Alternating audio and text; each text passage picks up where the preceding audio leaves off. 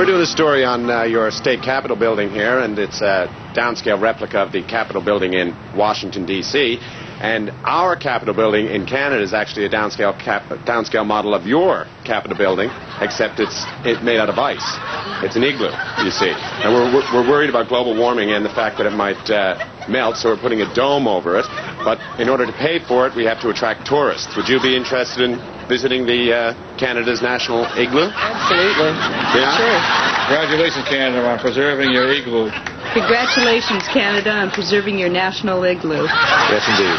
Well, congratulations, Canada, on becoming part of North America. Thank you very much. Who's the governor of Arkansas now? It's Mike Huckabee. Mike Huckabee. Mike Huckabee. Does he have an education at all, or? Oh, yes. He's a college graduate. I think he is college educated, though, at least. He seems like an intelligent guy. Yes, he does. Do you think he would know much about, say, Canada-U.S. relations, anything about Canada? I would think so. I would hope so.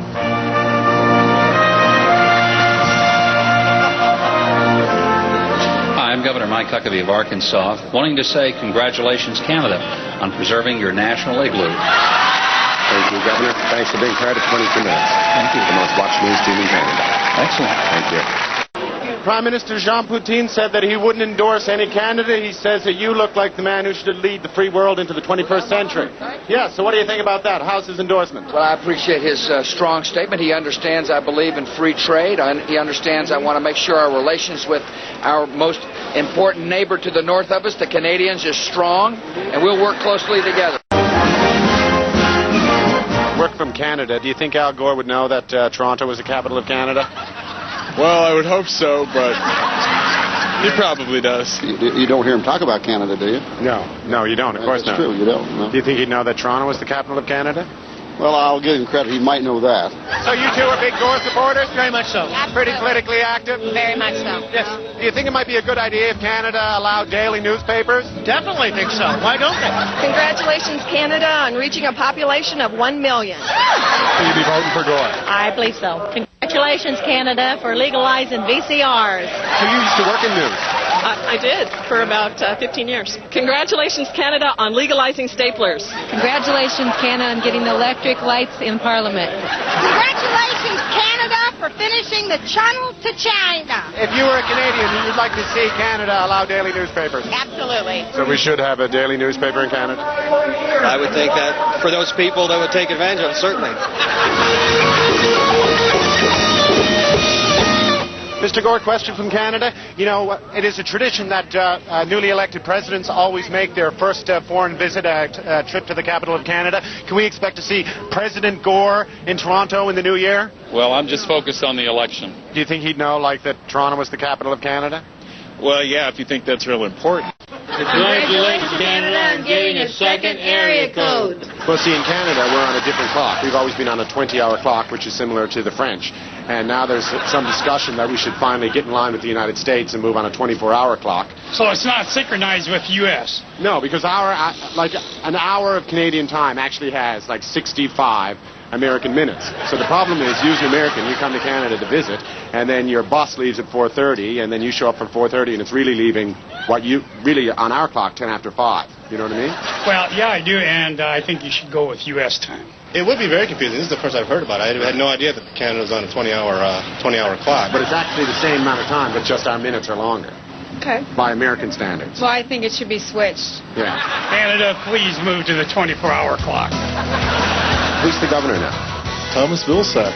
His name's Tom Vilsack. Tom Vilsack. He's a lawyer by trade, I believe? He's a lawyer. So he's an educated man? Yes, he is. Yeah. The man is very smart. If he needs to know it, he knows it.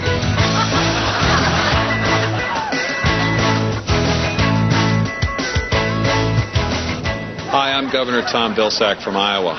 Canada, congratulations on your new 24-hour clock. It was recently revealed that 70% of grade 7 students in Canada couldn't find their state on an unmarked map and also couldn't name their congressman. Do you think this indicates that there's a crisis in our education system in Canada? I think that would definitely indicate a crisis. That's pretty sad, yeah. Yeah? What about yourself? Yeah, I think it's disgraceful that people are that unaware of the world that they live in. Home state in Canada, there's really not that many of them, correct? No. There's like 11. Right. Yeah. Okay. Yeah, that's definitely a problem. Congratulations, Canada, on allowing dogs as house pets. A recent survey in Canada showed that 70% of grade 7 students couldn't find their home state on an unmarked map. Do you believe that this shows that there's a crisis in Canada's public education system? Yeah. Yeah? Yes, I do. Hang on. Canada has provinces.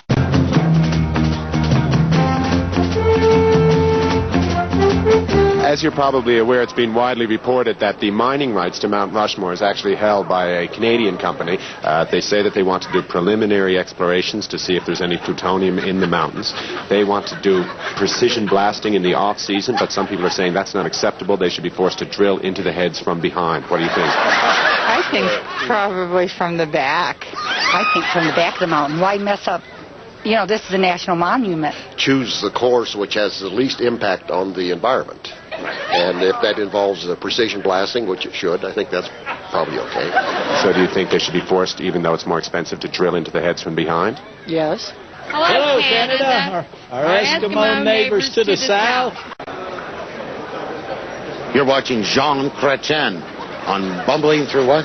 Jean Chrétien, who is the mayor of Burlington, Ontario, is a big fan of Baywatch, and in fact has declared Baywatch Days again this year. Thank you, Jean Chrétien, for declaring Baywatch Days. You're watching Jean Chrétien. You're watching Jean Chrétien on Channel 22, Bumbling Through My Feet. No, it's not. Jean Chrétien's Bumbling Adventures. Well, it's your name. The mayor of Burlington in Canada, Jean Chrétien, has declared Springer Days.